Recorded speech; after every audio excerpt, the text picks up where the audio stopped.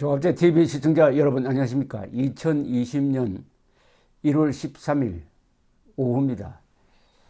추미애 법무장관의 검찰 인사 요약하면은 문재인 정권을 수사를 하고 있는 윤석열 총장의 검찰 조직에 아주 심대한 타격을 주어 가지고 사실은 덮어라, 이 사건을 덮으라는 메시지를 담은 대학살로 불리는 검찰 인사, 이것은 수사 대상자가 수사 검사를 교체하는 식의 직권남용입니다. 여기에 대해서 검찰 내부의 반발이 너무 약한 게 놀랍습니다. 과거 같으면 검사들이 회의를 해가지고 집단적 의견을 발표할 텐데 검사들의 용기가, 기백이 너무 희미해졌다는 생각이 들었는데, 그나마 정희도 대검찰청 감찰 제2과장이 오늘 오전에 검찰 내부 통신망인 이프로스를 통해서 추미애 법무장관의 최근 인사를 정면으로 비판했습니다. 이분은 호남 출신이고 이번 정부 들어서 창원지검 특수부장, 서울중앙지검 방위산업수사부 부장검사를 지낸 사람입니다. 이 내용을 읽어드리겠습니다. 워낙 잘 써서 제가 별도로 설명할 필요가 없습니다. 1월 8일자 검사 인사 내용은 충격이었습니다. 장관님, 제가 보기에 이번 인사는 특정 사건 수사 담당자를 찍어내고 검찰총장을 허수아비로 만들기 위한 인사라는 생각이 듭니다. 그리고 인사 절차 역시 법률이 정한 절차를 지키지 않았다고 생각합니다. 이게 제일 문제죠. 적법 절차를 지켰느냐 안 지켰느냐입니다. 그 의도는 알 수 없지만은, 특정되지 않았지만은 절차를 어겼다고 하면은 법률상 집행은 무효다는 뜻이죠. 그래서 모든 근대 민주적 법치 제도의 근간은 적법 절차입니다. 이 적법 절차가 유린되었다는 게 이분이 가장 강조하는 점입니다. 검사의 임명과 보직은 법무부 장관의 제청으로 대통령이 한다. 이 경우 법무부 장관은 검찰총장의 의견을 들어 검사의 보직을 제청한다.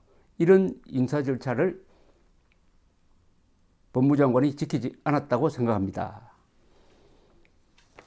그러면서 검찰정법 제34조 1항의 내용이 바로 검사의 임명과 보직은 법무장관의 제청으로 대통령이 한다. 이 경우에도 법무장관은 검찰총장의 의견을 들어서 검사의 보직을 제청한다 입니다.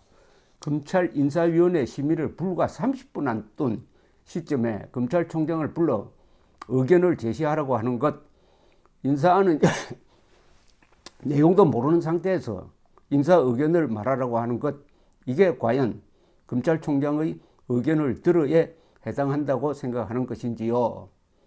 잘 아시겠지만 이 검찰총장의 의견을 들어 부분은 2003년 3월 당시 법무부 장관이 검찰총장과 사전 협의 없이 인사안을 만들고 일방적으로 검찰총장에게 통보한 것이 논란이 되어 법무부 장관의 자의적인 인사권 행사를 막기 위해 도입된 것입니다. 이러한 개정 경위, 그리고 개정 당시 법사위 1소위 위원장이 검찰총장에게 의견을 개진할 수 있는 기회만 부여하면 충분하다는 소수 의견이 있었다라고 발언한 내용 등을 종합하면은 위 규정은 검찰총장과 사전 협의 내지 검찰총장의 의견을 최대한 존중하라는 의미로 해석해야 할 것입니다. 소수 의견은 기회만 부여하면은, 검찰총장에게 의견을 개진할 수 있는 기회만 부여하면 충분하다는 게 다수 의견이 아니라 소수 의견이었다는 말은 거꾸로 뒤집으면은 다수 의견이 바로 이 법안의 정신이다. 이 법의 정신이다. 그것을 정면으로 추미애 장관이 위반했다, 이런 이야기입니다.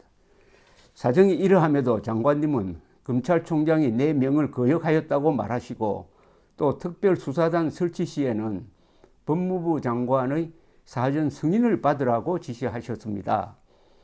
특별수사단 설치 시 법무부 장관의 사전 승인을 받으라는 지시는 자칫 잘못하면 법무부 장관 혹은 현 정권이 싫어하는 수사는 못하게 하겠다는 지시로 읽힐 수가 있습니다. 특별수사단 사전 승인을 법제화하려면 반드시 그 제도가 악용되지 않도록 견제장치도 도입해 주시기 바랍니다. 전문가의 의견은 이렇게 아주 구체적입니다. 관련 심의기구를 만들고 그 심의기구의 3분의 2의 동의를 얻어서만 불승인을 할 수 있다는 등의 견제장치 말입니다. 이게 맞는 것 아닙니까? 어떤 범죄 혐의를 잡고 특수수사 또는 대규모 수사를 해야 되겠다. 그럼 수사단을 설치하겠다고 했을 때 그걸 법무부가 못하게 하려면 그만한 사유가 있어야 되고 그것을 공인받기 위해서는 객관성이 있는 심의기구에서 3분의 2의 찬성으로만 해야 된다. 그런 특수한 상황에는 특수한 의결 조건이 필요합니다. 그게 3분의 2죠. 장관님, 언론 보도 등에 의하면 향후 중간간부 인사가 예정된 것으로 보이고 이미 중앙지검 1, 2, 3, 4차장 하마평이 무성합니다. 만약 그 인사에서도 특정 사건 관련 수사 담당자를 찍어내는 등의 불공정한 인사를 하신다면 저는 장관님이 말씀하시는 검찰개혁이라는 것이 검찰을 특정 세력에게만 충성하게 만드는 가짜 검찰개혁이라고 생각할 수밖에 없습니다. 장관님, 특정 사건 관련 수사 담당자를 찍어내는 등의 불공정한 인사는 정치검사 시즌 2를 양산하고 시계바늘을 되돌려 다시 검찰을 정권의 시녀로 만들 수 있습니다. 검찰이 오로지 법과 원칙에 따라서 검찰권을 행사하는 진정한 국민의 검찰이 될 수 있도록 진짜 검찰개혁을 고민하고 추진해 주시기 바랍니다. 짧지만은 뭐 할 이야기를 다 했습니다. 자, 현직 부장검사도 한마디 하게 했습니다. 이 사람은 이른바 진보 성향 판사 모임이라고 알려진 국제인권법연구회 소속입니다. 이분의 논지도 거의 비슷합니다. 김동진 서울중앙지법 부장판사는 자신의 페이스북을 통해서 지난 11일입니다. 아무리 권력을 쥐고 있는 장관이라 하더라도 대한민국의 법률이 정한 법질서를 위반한 의혹이 있다면 그것에 대한 시시비비를 수사기관에 의하여 조사를 받고 그 진위를 법정에서 가리는 것이 대한민국 헌법이 규정한 민주주의와 법치주의 정신이다. 추미애 법무장관이 행한 검찰 조직에 대한 인사발령은 대한민국 헌법 정신에 정면으로 배치되는 것이 내 자신 한 명의 판사로서 심사숙고 끝에 이런 결론이다. 여기서는 헌법 정신을 들고 나왔습니다. 적법 절차 수준이 아니라 이거는 헌법 정신에 위반된다는 겁니다. 김동진 부장판사의 글도 길지가 않습니다. 읽어드리겠습니다. 나는 지금 추미애 법무장관이 윤석열 검찰총장을 주축으로 한 정권비리 관련 수사팀 해체의 인사발령에 관하여 이야기를 꺼내고자 한다. 여러 가지 자신의 페이스북에 쓴 겁니다. 여러 가지 정파에 의하여 의견이 엇갈리고 있지만 나는 이것이 정치 권력에 의한 정치적 견해나 정치적 방향성에 대한 국민적 의견의 선택에 의해 결정될 사항은 아니라고 생각한다. 이것은 온전히 헌법이 규정한 법치주의의 문제이다. 국민의 선택에 의하여 정권을 획득한 정치적 권력이 어떤 시점에서 그 힘이 강하다고 하더라도 대한민국의 헌법 정신과 헌법 질서에 의하여 반드시 준수해야 할 법적인 규범이 존재한다. 올바른 법조인은 언제나 고독하고 외롭기 마련이다. 그것은 법조인이기 때문에 겪어야 할 숙명과 같은 것이다. 우리가 진정으로 법조인으로서의 길을 걷고자 한다면 아마도 그것은 결코 화려한 것이 아니고 때로는 가시밭과 같은 험난하고 고달픈 길일지도 모른다. 그리고 우리가 살아가고 있는 우리 사회의 현실이 민주주의 정신이라는 고귀한 헌법 정신의 측면에서 성숙하지 않은 것이 현실이라면 그와 같이 험난한 길은 우리 법조인들이 평생을 짊어져야 할 숙명과도 같은 것일지도 모른다. 나는 대한민국 국민들을 향하여 18세기 프랑스 혁명의 계몽주의 사상에 입각하여 민주주의와 인권에 대하여 좀 더 깨어난 시민의식을 발휘할 것을 호소하고자 한다. 어떤 한 개인에게 충성을 다하는 맹신적인 사고방식은 시민의식에 입각한 민주주의 정신에 어긋난다는 점을 분명하게 말씀드리고자 한다. 국민적 합의에 의하여 국회가 규정한 법을 어기는 사람은 지위 고하를 막론하고 법에 의하여 수사와 재판을 받는 가운데 합당한 처벌을 받는 것이 대한민국의 헌법 정신이다.